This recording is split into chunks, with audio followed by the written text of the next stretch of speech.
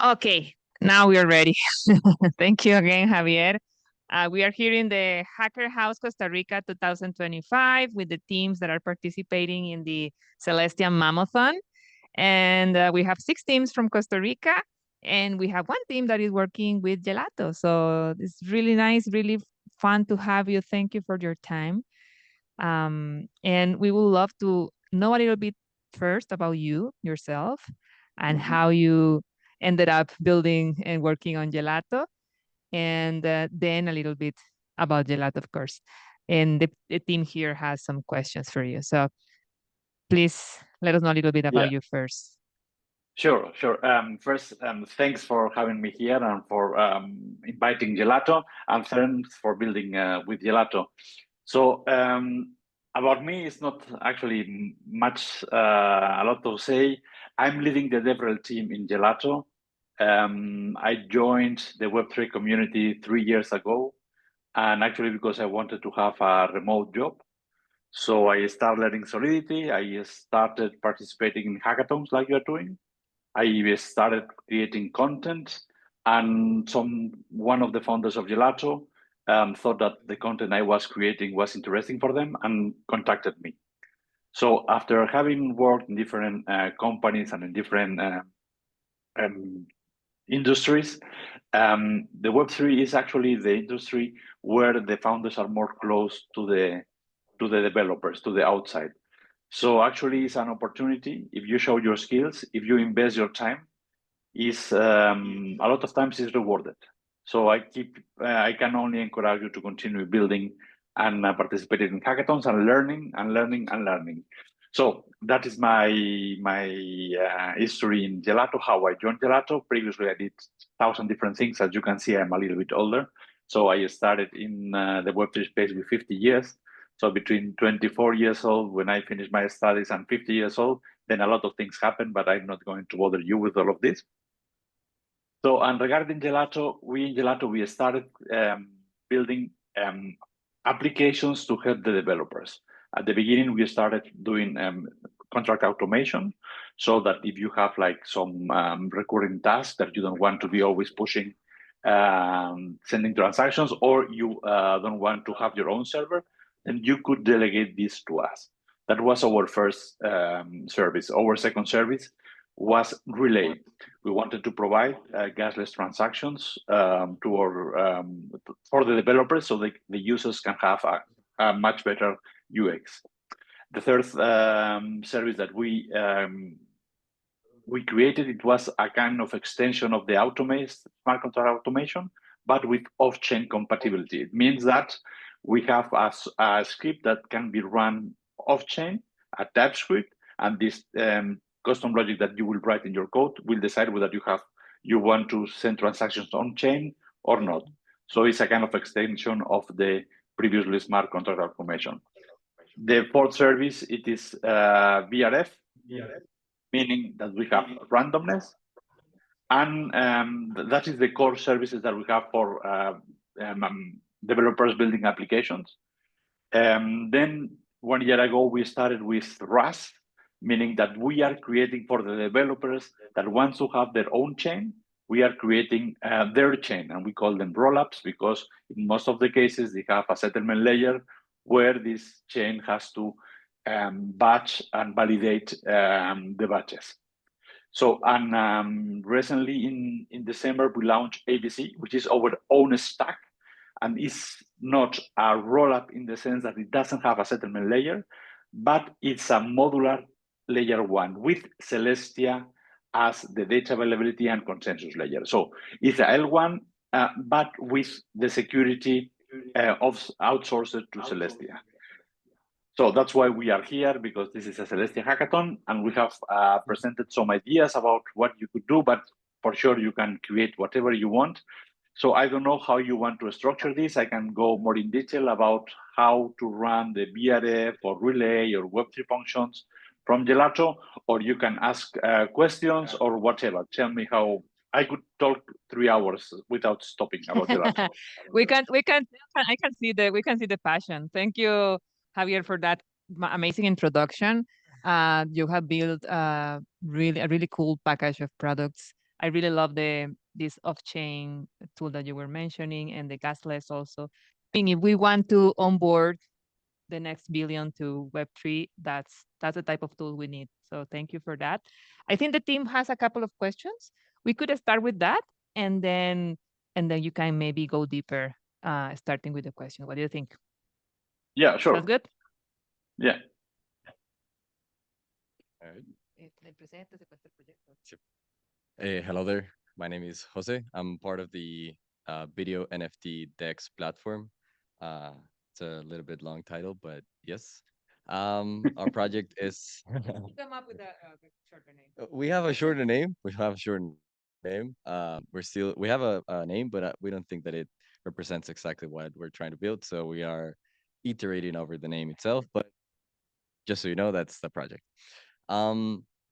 So basically, our focus for this project is going to be allowing users to join the platform itself to exchange video NFTs. But what we're thinking is that looking at other similar platforms and websites, there's a lot of things that are missing for someone that is coming outside of Web3, someone that is not even a developer, someone that could be my mom or my grandma. If I share like an NFT, they can see it, they can think, hey, it looks cute, but whenever they go and scroll just a little bit, all the data that is over there, even for some of us that are Web3 world, it's like too much. Like, what does it even mean? How can I buy it if it says ETH? What is ETH? Like, is this like Ethiopian money or what are you talking about? So there's like a lot of things around it, and we would like to approach this project with an opportunity with a social impact, which is allowing people to come into the Web3 world without having to worry too much about different things. Ah. Yeah, I think he switched already. Yeah, and then from that perspective, we're trying to tackle a couple of different things because as we were reading, and here's where the questions come. We've already seen that Celestia automates a couple of things, so that is a service. But apart from that, it allows to do a couple of things that you mentioned, like having your own server or automating contracts that might be handling very often. And so the idea is the following, or this is the question. Does that mean that Gelato would be the one in charge of facilitating the NFT mint and the execution of trading, or that would be something that Abundance would be the one handling? Because thinking a little bit even more deeper, if I do the code, am I gonna do gelato.mint or abundance.mint, or is that something that is automated with something else that you have to acoplar, attach to that section? So that's what, because we understand that looking at the Gelato web page, I select that stack, it automatically selects Celestia as a DE layer that's like on the right side. And so that's already bundled up, which is pretty cool. You don't have to really do Celestia. Celestia is already done. It's already there. So that's pretty cool. But then how much is already done? That's what we would like to know. Yeah, for your first step. Yeah. So basically, the dashboard that you are referring to is your blockchain, is the ABC testnet, and it's already working. It's already producing blocks. People are interacting with it, and actually, it's already settled, meaning that you have already the data availability working. If not, you could not produce blocks. And it's already a working blockchain, like Ethereum, like Arbitrum, like Optimism. So all of this is already there. So if we think about automation, so Abundance actually is completely behind the scenes. You don't have to. You probably don't even need to know that it's Abundance to do your project. It's good because you know what is actually powering this speed and this performance. And you can talk about Gelato doing this, but actually as a developer, you shouldn't be aware what is the stack behind the scenes. So this is the blockchain. Going to the part of the services. So we have developed our infrastructure in on this blockchain. So if we talk about the smart contract automation, so smart contract automation, it means that we have like listeners that are ready for you. So you would say, I would like to send a transaction every 2 seconds, a trade, but only when a specific condition is met. So our servers that are already prepared are checking your code, where you check whether the trade is already prepared or not, whether the liquidity has a certain threshold or not, and is every 5 minutes or every minute or whatever you or every block if you want, is checking this condition. And when this condition is met, then a transaction will be published on chain. This transaction will be sent through a proxy contract that is associated to the creator of the task. So when you create the task with your custom logic, your address will deterministically create a proxy contract, which is the forwarder for the transaction. It means that in the target contract where the trade is going to be executed, the message.sender coming to this contract is this dedicated message sender, this proxy contract created that you own and you can and you only can manipulate. So is your trade, you are executing your trade, but you are delegating to this proxy contract to publish on chain. And the way how you will pay this gas for these transactions is with what we call the one balance. So you will deposit, if it's a testnet Sepolia in Sepolia is, you will deposit is in Sepolia, or if it's mainnet, you will deposit USDC on Polygon. And doing this, all of your transactions, either on testnets or mainnets, will be paid with this balance. So you are executing the trade, but you are executing through a proxy contract that you will need to whitelist in the target contract. And if it's not permissioned, the method, you will have to say only this address can execute this method. So for relay, if you want to send a gasless transaction, the way to pay the transactions, it will be the same. It will be through this one balance where you deposit in Sepolia ETH for testnets, or USDC on Polygon for mainnets. And then what we give you there is a HTTP endpoint, different endpoints for different methods. And then you send there the payload, and we take care to execute this transaction for you. We will optimize for gas. We will have different retries. In some cases, even some protocols are using us only to have reliability when sending transactions, because anyone can send a transaction from a wallet. But if you want to have a protocol in production, you need to ensure some SLAs to your customers. So that's why they are using it.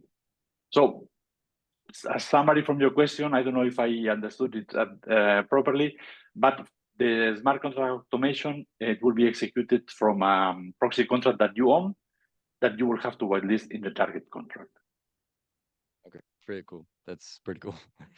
Yeah, I think with that, we probably have a better idea of how it works. Thank you for explaining that.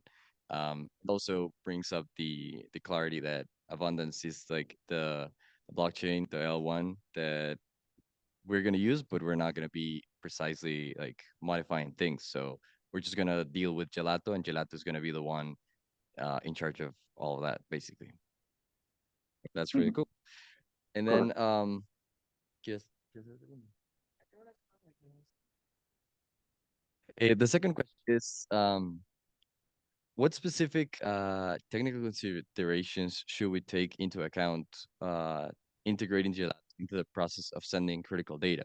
This is because the objective that we have platform itself, it's a little bit uh, broader than just video as the format that you see on TikTok.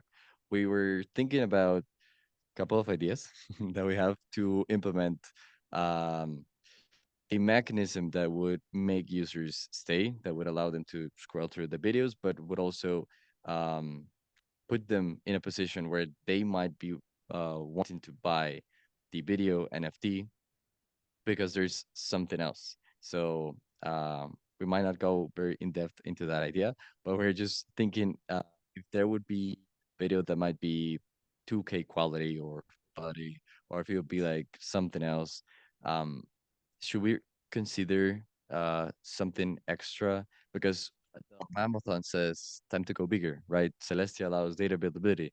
Abundance is 1 giga stack, so there's all of these things around, but uh, we're not sure how much of should we take into consideration when sending data like this, because the metadata or minting like the NFT is going to be a very important thing. We want it to be, for the MVP at least, a very useful way.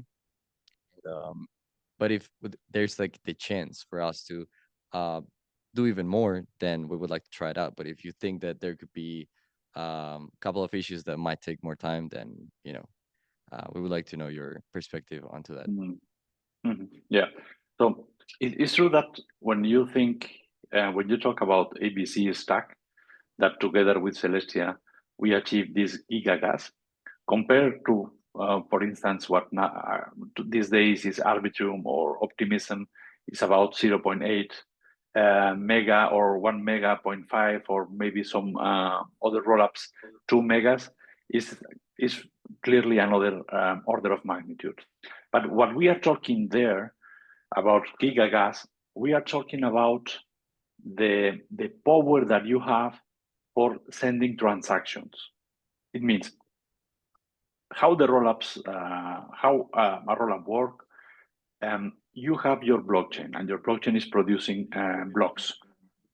These blocks you need to post somewhere so that other nodes can check whether actually you are doing a good job and you are not trying to cheat someone. So this is what we call the batches. We are posting batches. And these batches, normally we post into Celestia in ABC because it's cheaper, and then they send a certificate. So the amount of batches that Celestia can digest together with ABC is 1 giga. But this is for the transactions. This is to speed the transactions. That's why ABC is a good stack for on-chain order books. Most of the order books that we see in the space are actually off-chain order books, and they only have part of the order book on chain. But but ABC can give you the opportunity to have the whole order book because you have a lot of power there. But if you talk about videos, definitely is not what we are referring here with gigagas.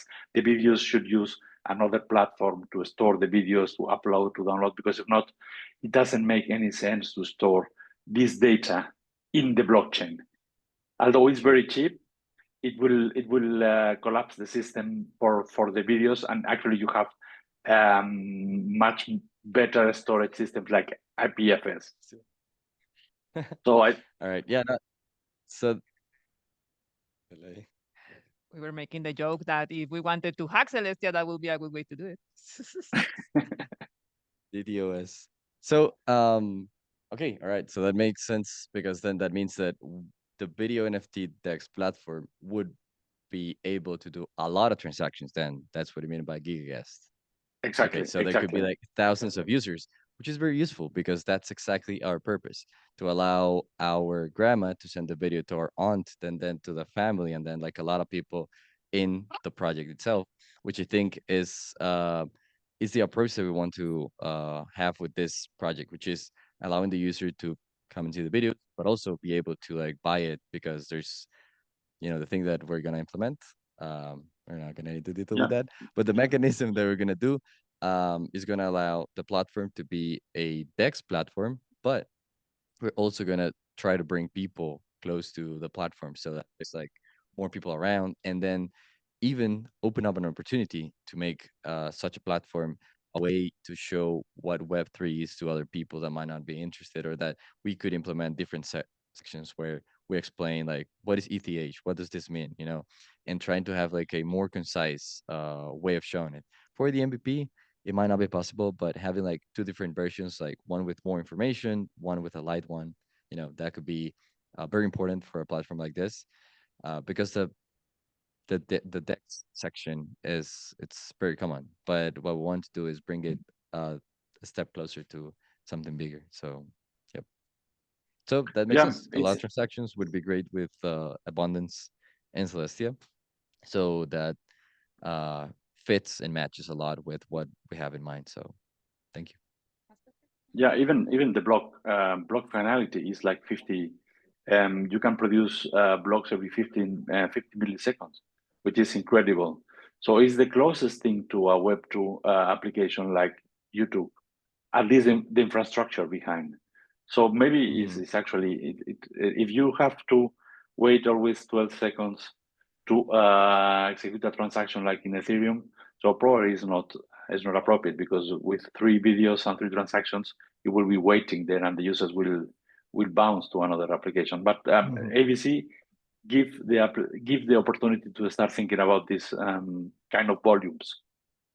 Nice. Okay. Yeah. So that actually fits even more and better than what we thought, because then having a lot of transactions is much better than storing 4K video. So I Yeah, think that's indeed. really good. And just one second. Bueno, para el español, pero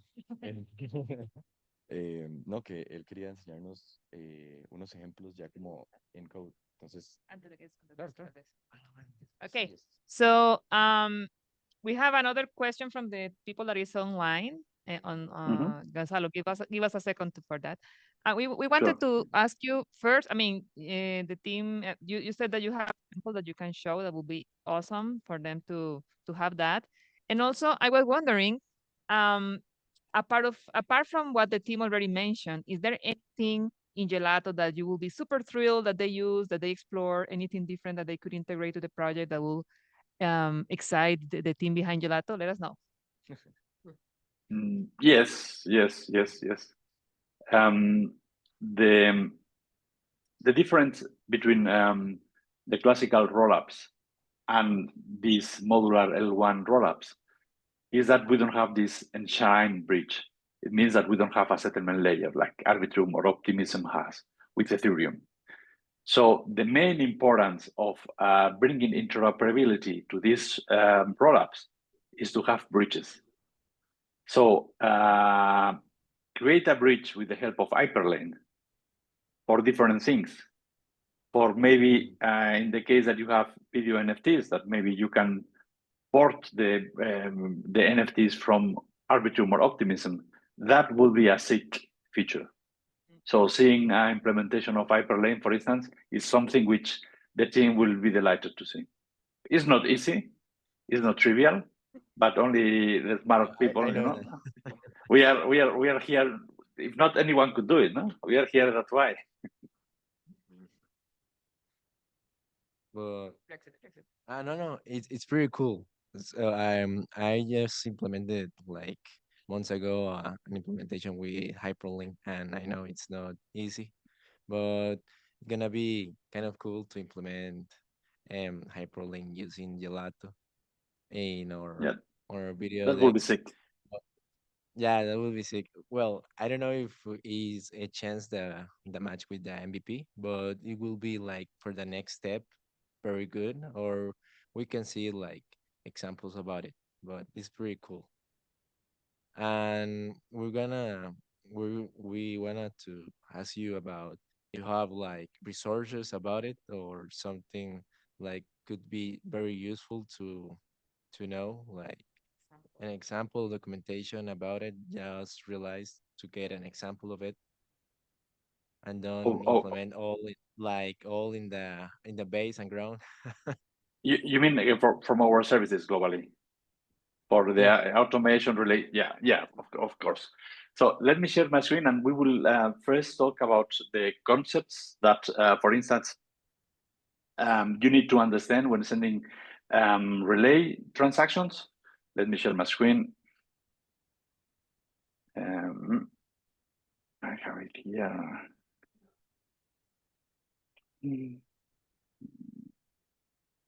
Okay. Can you see my screen? Yes, I can see the relay concepts. Perfect. Let me go a little bit. So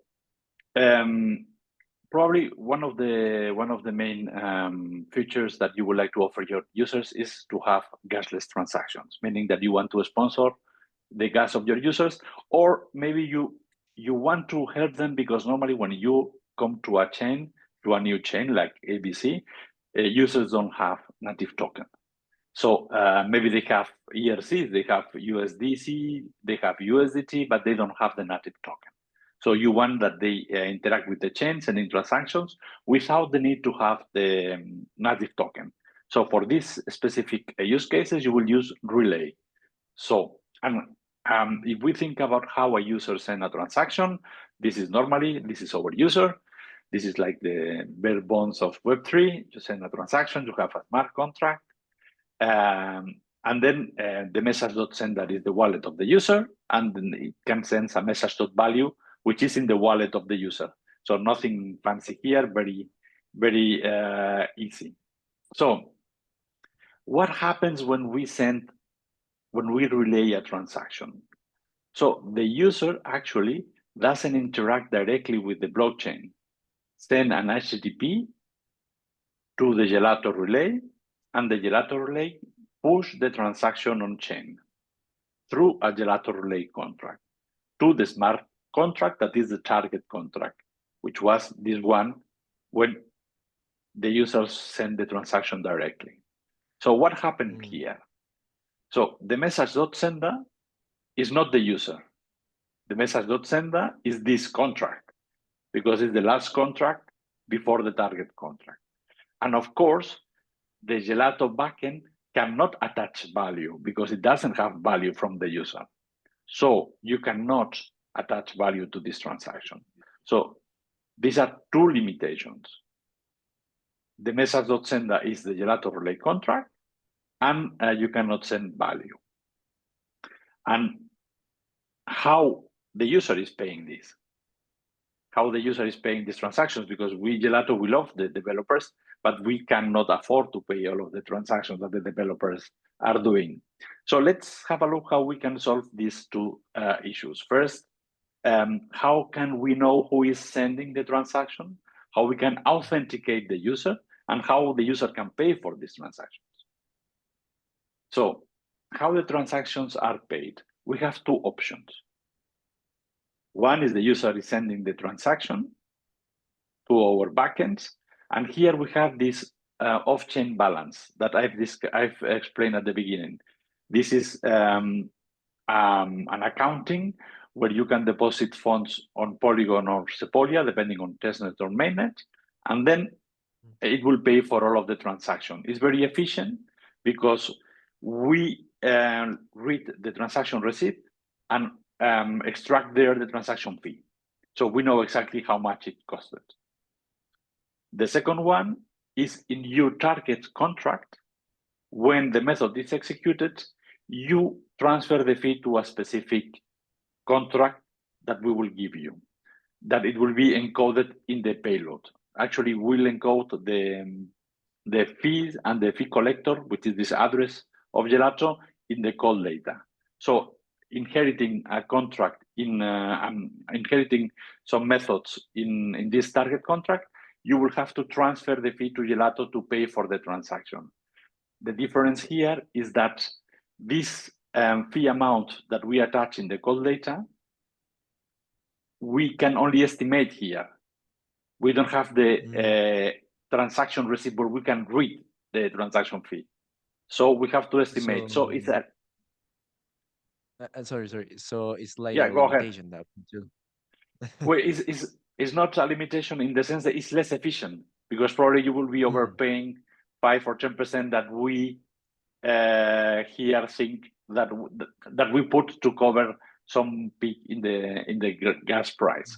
So these are the two ways of paying, with one balance or with the sync fee. You say that option one is like, oh, sorry. You say that the option one is like with Polygon and USDC or USDT. Yeah, USDC on Polygon for mainnet, and Sepolia is for testnet.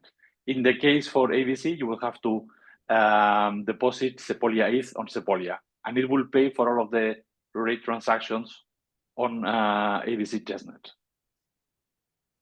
Okay, okay. So if we want to using Gelato in this case, the better option is to use option one.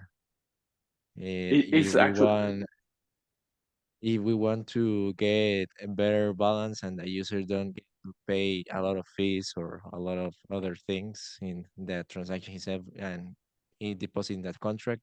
So for yeah, the person that is implementing this technology, the option two is like another a resource to do all the software about it. yeah. Here in this option, the Mhm. developer is paying for the fees. Then either for the fees of the users. Then either Mm. is having a method how he's charging the user, or if not, he's sponsoring. Here, if you work with USDC for ERC20s, which Mm. allows the permit function, you could actually extract the user could sign the payload, and you could extract the ERC20s from users' wallets and pay Gelato. So this is the option to make the user pay with ERC20s, for instance. Okay, okay. So, okay, for implementation and maybe for the developers itself, the both of the use cases are good.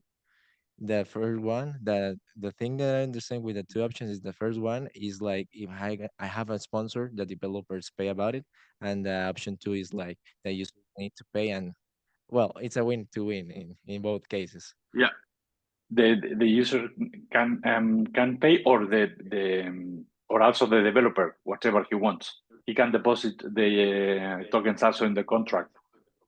So Okay, and it's an option that if the developer pays, is like if has a partnership with the with Gelato or with another what kind of grant about it. So yeah, how a much is grant the cost of the transaction? Yeah, like and with a grant in the option one, how much is the is the transaction with?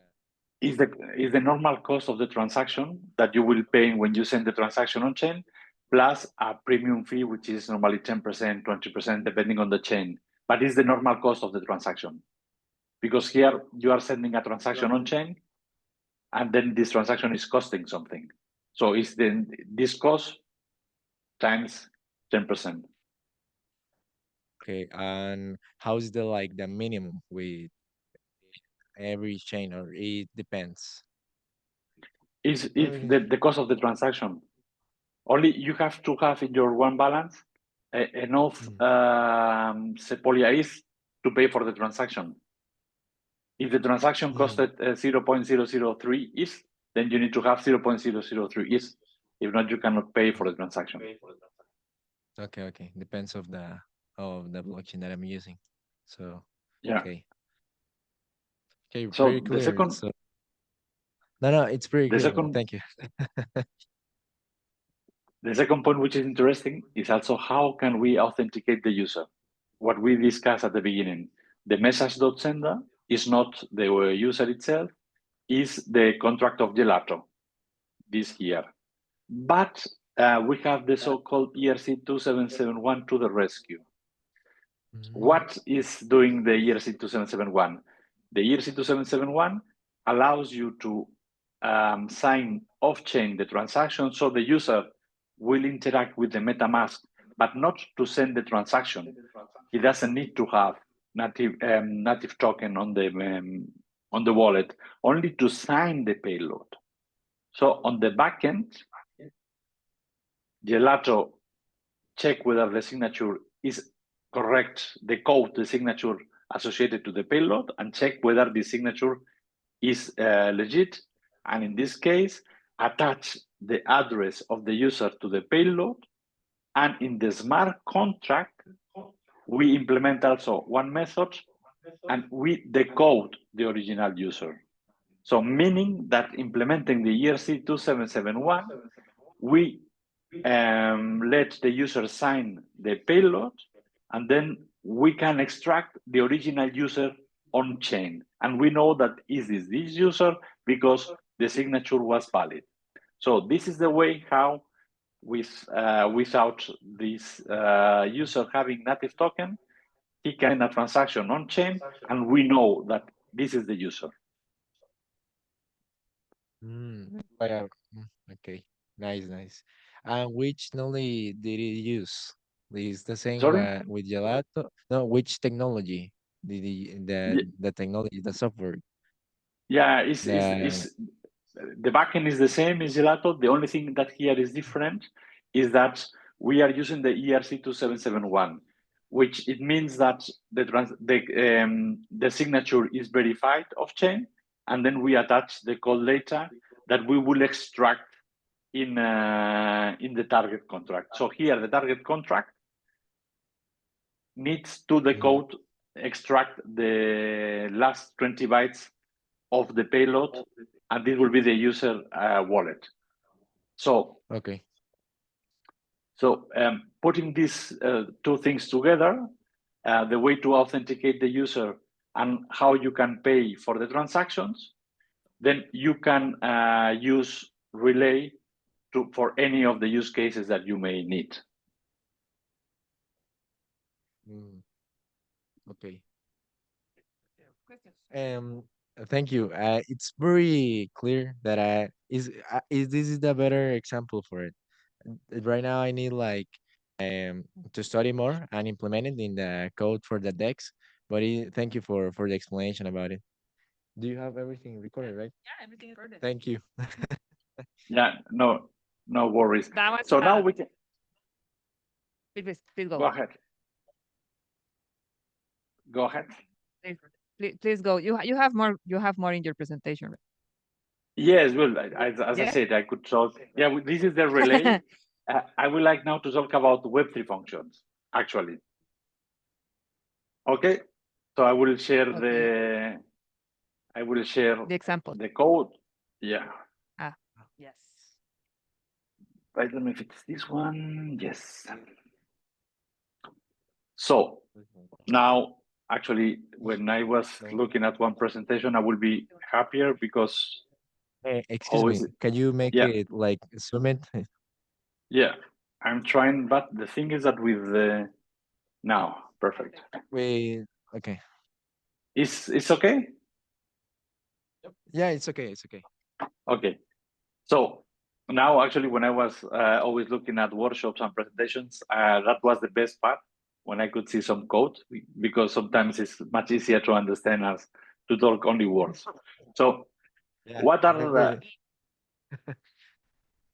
so Web3 functions? Web3 functions is a piece of code that you create, and it will run in our servers depending on the conditions you decide. For instance, you want to only run this piece of code when a certain event in one smart contract happen, or every 5 minutes, or every block, or every 10 minutes. So this is the Web3 function. And here, this will be called every 2 minutes or 1 minute, or whenever an event is triggered. Here we will have our code that it will run, and then it will send, if in the case that you want, a transactions on chain. So this is what how we automate the transactions with off-chain computation and off-chain logic. In this specific example, we have a contract that stores a price. We are using Peace. Peace Network is one of the oracles that is available on different chains. And what we do is we query the Peace Network price. We check with the last price that we had stored. And if a specific time has already elapsed, we, for instance, 2 hours, we push the new price on chain. Or if the deviation from the last price is above a certain threshold. So this is what we inject in our code. This is our Web3 function. And we have different things that we can pass. User arguments like the contract, like the price. We can store, we also have secrets. In this example, we don't use secrets, but it's kind of an env file that you could have in your Web3 function. And interestingly, also, we provide a multi-chain provider. It means that in your function, you could read from any chains where Gelato is available. So you could here do some RPC calls to Ethereum, Optimism, Arbitrum, whatever you want. So what I'm doing here is I'm getting the last storage price that I had in my previous run. If not, I return only an empty object. So this is the address of the contract on the chain that I passed in the arguments. I instantiate the contract, a classical Ethers contract. So this is the off-chain SDK provided by PIF Network, where we query the price. This is PIF software to get the last price. This is how I create the object of the price and the publish time. So if it's undefined, it means that it's the first time that we run the Web3 function. Then we set the last price in our storage to the current price. We get the price from the PIF network. This, if you use other provider, this will be different. But the important part here is that you are creating the payload that you will be pushing on chain. So in this case, you have to pay a fee to PIF network that you will attach in the call data. So this is what you return. It means that you will send to this PIF network address the call data that you created here, which is to update the price, and the fee that you have to pay to update the price. This was, in this case, because it was the first time that we ran the function. Here, if it's not the first time, we define that 1 day in seconds, and we calculate the difference between the price. And here is a simple logic saying if the difference is above 2%, or the timestamp or the time elapsed is bigger than 1 day, then update the price. And it's exactly the same as before. In the case that no, then simply return no conditions met for price update. And in the case that yes, then we do like in the first iteration, we pass the call data to this, we prepare this transaction. So you see here that here we are not sending any transaction. We are preparing the call data that we send to this proxy contract that we discussed before, and it will push it on chain.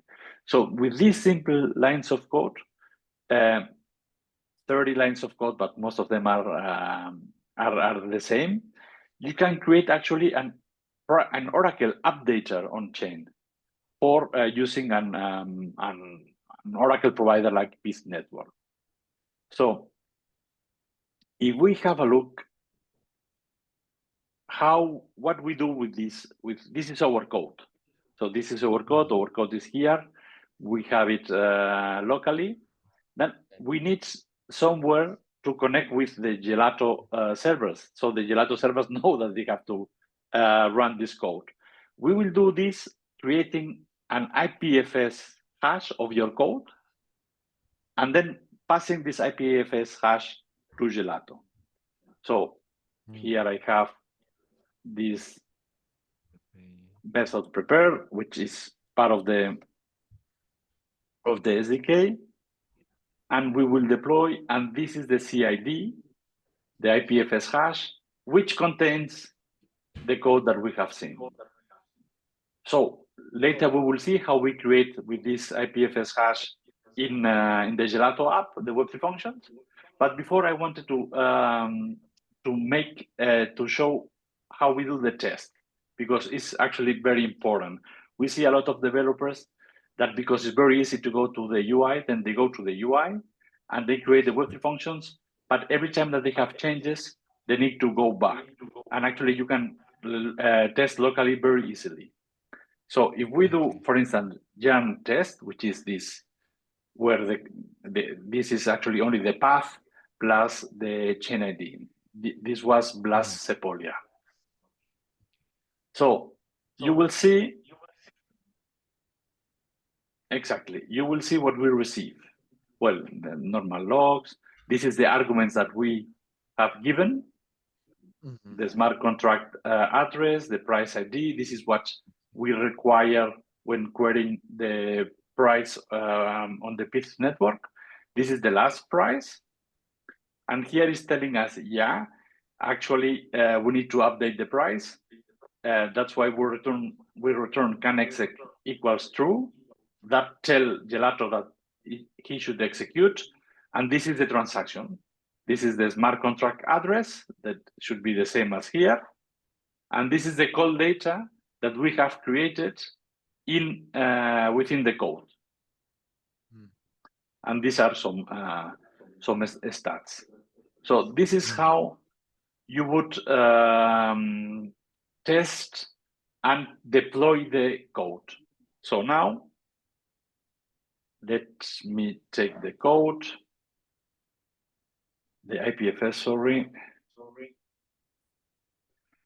So if now we go to, again, what is the, I don't see the, here, sorry. This is our Gelato app. And here you see the relay, the BLF. Excuse me, can you zoom in? Yeah, for sure. Better? Okay, thank you. Yeah, better. So Totally better. So here in the Gelato app, we have functions, relay that we discussed before, and BRF that we haven't yet discussed. And the one balance where we deposit the Sepolia ETH and the USDC. So in Web3 functions, we want to create a task. So here we have what we discussed at the beginning, either a time interval or, well, cron expression is the same as time interval, but with more fancy way of defining and much more options, but it's basically the same. Then on-chain event, you can define a contract and a specific event that is triggered in this contract that will trigger this task or every block. So in this case, we say that we want to run this function every 5 minutes. And then now it asks me, what do you want to trigger? A transaction without any logic, a solidity function, which is only on-chain logic, or TypeScript function, which is what we saw, which is the more complex. Say we want TypeScript function. So where is your code? This is your code. So now the Gelato app is fetching your IPFS hash, then ask us the two arguments that we saw before in the Web3 function. So I go now, you cannot see what I'm doing, but I'm copying the smart oracle and I'm copying the price ID. Okay, yeah. So I'm coming here and probably we need to, I don't know, no. So it's yes, a string, so it should be like this, perfect. So in the case that we have some API keys that we want to store, will be here in the secrets. We don't know for this case any, we don't know in this case any, we don't need in this case any secrets. And then here we will give the name, test, and we will create. Which I can read very well, but which network did you use in Sepolia? Yeah, this is Blast Sepolia. This is the testnet for Blast Sepolia. Okay. And then we will create the task here. I don't know if I have native tokens. Let me check if connecting to Blast Sepolia is taking some time. Probably I don't have. So let me check if I can. No, I don't have. Ah, yes, I have. So it should work. Let me. I don't know if their PC is working.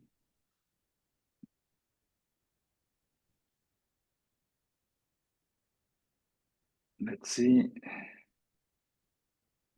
It's telling me that I need to sign something, but I don't see this. Maybe it's in another window or something. I think Javier, yes. I quick think question. You're using MetaMask, right? yes. Yes. But I don't find where I don't have to sign. Well, whatever. Normally this work, I think I have to sign somewhere, but I don't find the window with all of the different windows. So no problem. This will be the different. Don't worry. It always happens when you are online showing everything. Yeah. Something happens. Sorry for this. So Don't worry. we could have a look into this. For instance, this Web3 function that is something similar, is using all other Oracle provider. I think it was Redstone in this case, but here you can see the task log when this function was executed. It's a long time ago executed. Here you have the logs when it runs, but as it hasn't been executed in the last months, we don't have logs. And this is the code that you see that we had locally. Here you can see the code. This is only an ABI, but if we go down, we will probably see here is the code, the same or similar as what we saw before. So this is the storage where we will see the last price probably, or is empty. Actually, I don't know this task. Probably didn't run a long time ago, but this is more or less the task. So that is how you create a task. And here are the details. The last service that we have is BRF, which is randomness. I don't know if you want that we go still in deep in it, or it's fine for you because we are almost by the end of the hour, but as you want, I can continue with the BRF, with randomness. You can continue. It could be helpful.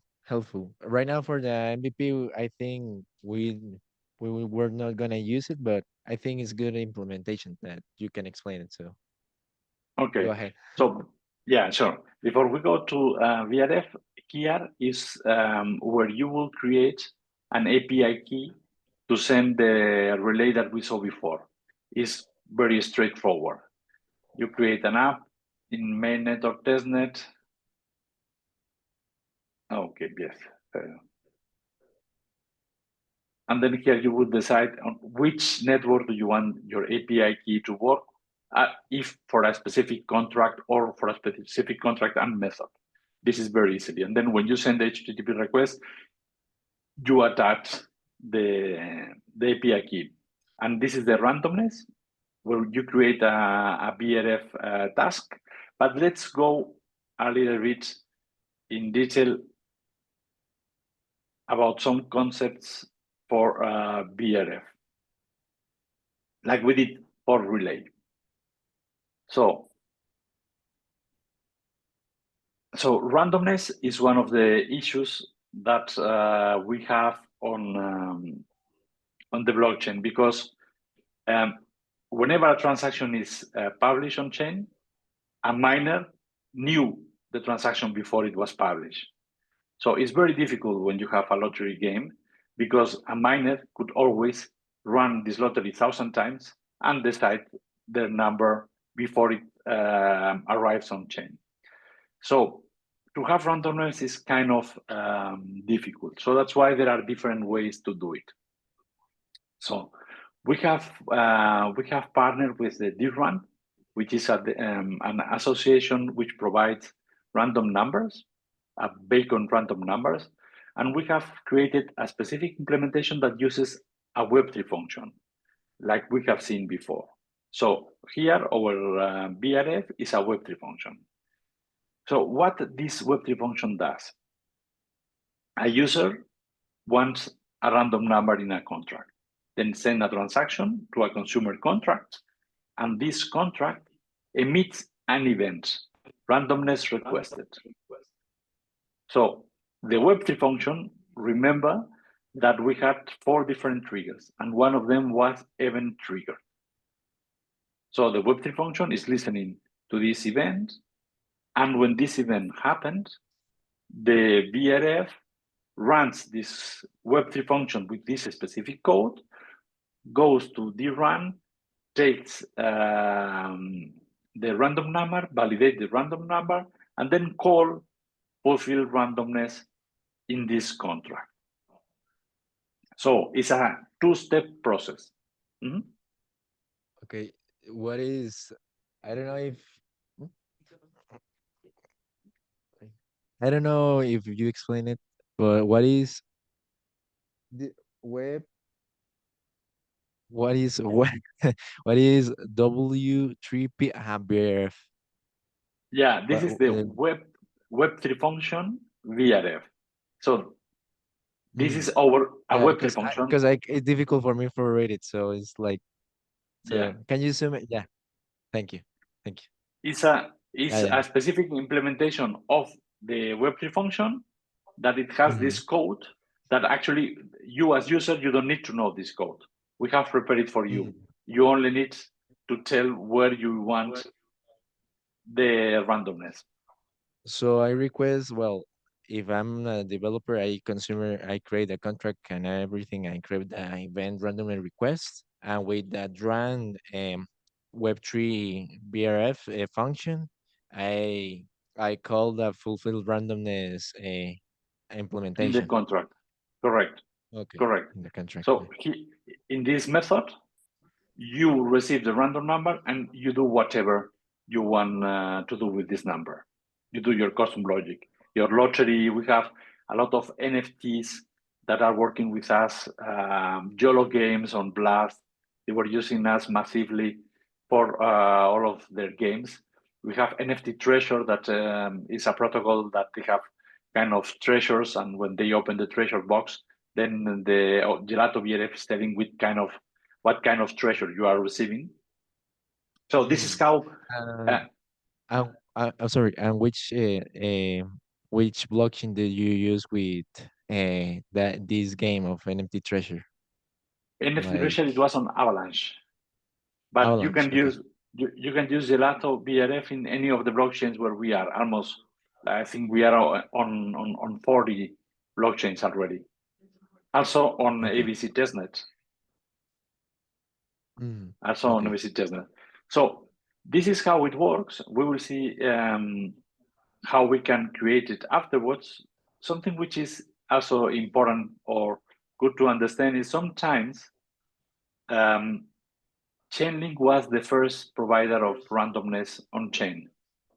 So a lot of protocols have their contracts prepared for the Chainlink interface, meaning how Chainlink expects that you request a number and how you fulfill the request. So we have also the option that if your contracts are already written, bearing in mind the Chainlink interface. So you could also use Gelato BRF without the need to change the code. And we will do this with an adapter that translates what the Chainlink prepared contract expects to what we are sending from our Web3 function. So probably for you it's not important, but normally protocols which already audited the contracts, and it's very expensive to audit the contracts, they don't want to change anything. So that helps them to use the same contract that they were using in Ethereum with Chainlink when they go to other chain where Chainlink is not available, but we are available. So they can use the same contract without changing anything. So how we would then, if you have your contract, how we can then notify Gelato that they need to start listening to your events and fetching the randomness. So it's very simple. We will create BRF task. You see here, this is the first one that we saw. The second one is this Chainlink compatibility mode, which will also deploy a a wrapper to translate Chainlink interface to Gelato, and we have also an option to create a fallback in case that for some reason some events were missed because the chain RPC was not reliable at that moment, whatever. Then we have a task which is a fallback that reads this event and execute the missed events in case some were missed. And here you give simply the name of the task, you give the contract, and that's it. You give the contract, your target contract. You give this contract, and you don't have to do anything more because this is already prepared for you. So when you create your random task, you only need to pass the contract, which is the target contract, and the chain, and that's it. So this is how we create the randomness. Okay. Very cool implementation. I like it. Thanks. And the last part here is actually only the one balance where we can deposit. In this case, we are on mainnet. Here we would deposit USDC from any of these chains to Polygon with CCTP. And if it's testnet, we will switch to Sepolia, and we will deposit in Sepolia. And this will pay for all of the transactions that you will do, either on using BRF or Relay. Sorry for interrupt. Can you zoom it, please? Yes, of course. To see better the transactions. Yeah, for instance. These are deposits. These are deposits. And these are the transactions executed. For instance, this is all of the transactions that you executed, either Relay or actually you can here define whether you want functions or Relay or whatever. Can you read the Zoom or not? Or I'm not zooming. No, you didn't zoom it. I think that. Okay, thank you. So these are Right the now, different. it's okay. These are the different services and network you can actually filter to control your spend in the different services and networks. So basically, these are our three main services: Web3 functions, which is like custom logic to decide when to push transactions on chain. Relay, an API that allow you to send transactions on behalf of the user without the user needing to pay with native token, and BRF, which is a subproduct of Web3 functions that allows you to have contracts consuming random numbers from Gelato. Okay, very nice. Thank you for all the explanation about every workflow and technology that you use and Sure, no Gelato problem. implements. Thank you. Thank you so much for your time and all the. This was a masterclass, guys. And I hope you take advantage of those fun elements that they have built for us. And three workshops in one. Thank you so much. And I know Gonzalo had a question. Gonzalo, do you still want to do a question? Sorry for the delay. Are you there? Yes. Thank you very much. Please go ahead. Am I audible? You can hear me, right? Yes, we can hear you. Okay. Yeah. Sorry if it's a little breaking up there, Javier. Mucho placer. And we are building the AI trading agents.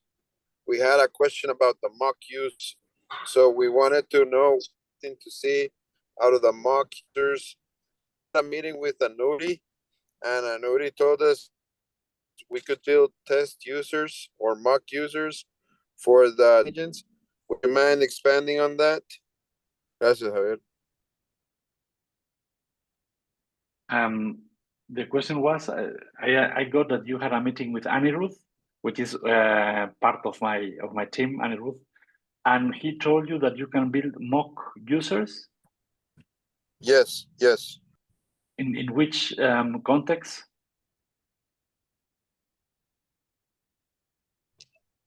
Yeah, you say we're building a good API and a robust agent and good routes, but he said that we could also create some mock users to use the DEX, make trades, prove liquidity, and receive rewards. That way, we can get some data for the agent to analyze and suggest to act on it. Yeah, actually, the Web3 functions, what we saw at the beginning, is the perfect service to create mock users, because you can prepare a code that sends transactions on behalf of different wallets every 5 seconds or every minute. So you can have a lot of data, and even using BRF if you want. So I would advise that you go to Web3 functions, you create a task, and then you send transactions where you can pass as a parameter the wallet that the mock user. So this way you could create some kind of data available for you. I don't know if it's clear.